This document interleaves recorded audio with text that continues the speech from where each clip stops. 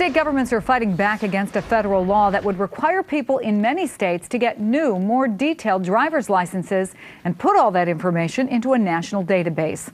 Supporters of the Real ID Act say it will help catch terrorists and illegal immigrants, but many states claim the program is costly and ineffective. Here now to talk about it, Dan Stein, president of the Federation for American Immigration Reform, and Montana State Representative Brady Weissman. Thank you, gentlemen, for being with us. Good to be here. Dan, what's your take on this proposal and the impact that federally tracked ID cards might have? Well, look, Congress considered the issue. They passed the Real ID Act because they said, look, after 9/11, Real ID is about real security for real Americans, and if we don't do it, we're not going to do anything to solve the problem of both illegal immigration, anti-terror controls, and, frankly, identification fraud, which is now a huge problem in this country. So, you know, for the Democrats in Congress or some of the states to say, well, this is just too hard, too difficult, we're not going to get the job done. Well, we got millions of people coming into the country. We don't know who they are. They got driver's licenses now. They're having accidents, hit and run, and we don't actually understand who the people are. I mean, we can't stop terrorism if you don't control illegal immigration, and you can't stop illegal immigration if we don't have Real ID. What about that, Representative Brady? Do we need this as a way not only to track terrorists, but illegal immigration, and maybe even to help with some of the fraud that's going on out there, stolen IDs? Well, out here in Montana, Chris, we're not the least bit convinced. You know, Congress passed this bill saying that we should turn our driver's licenses into a national ID without a real debate. Well, we've opened the debate out here, and the answer overwhelmingly is no. We don't want it. We don't need it. What are you worried about? And we can't afford it. What we're worried about is proliferation of more private digital dossiers. People are very concerned that their private business, their lives, their whereabouts is being tracked by too many people, not just the government, but also a lot of corporate entities. The Real ID is being outsourced to the same kinds of companies that collect this data. We're very concerned that it's a big invasion of our privacy.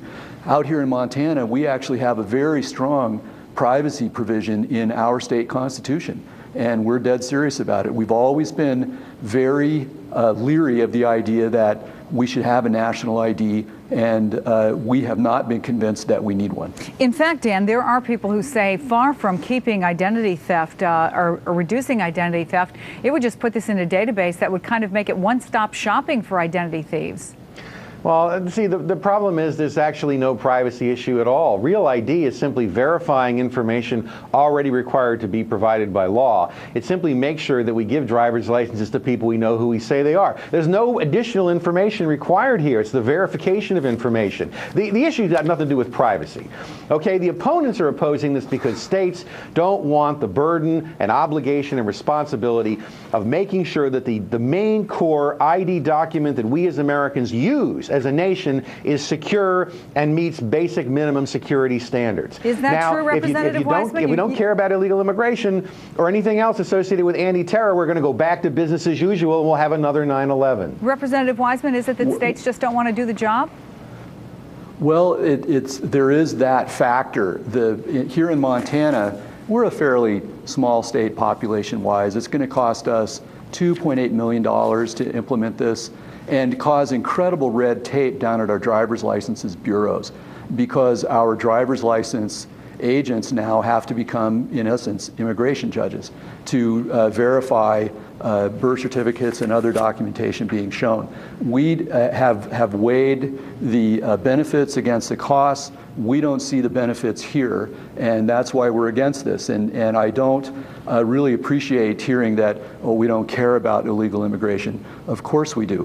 What we're concerned about is the problem of illegal immigration being foisted onto the states.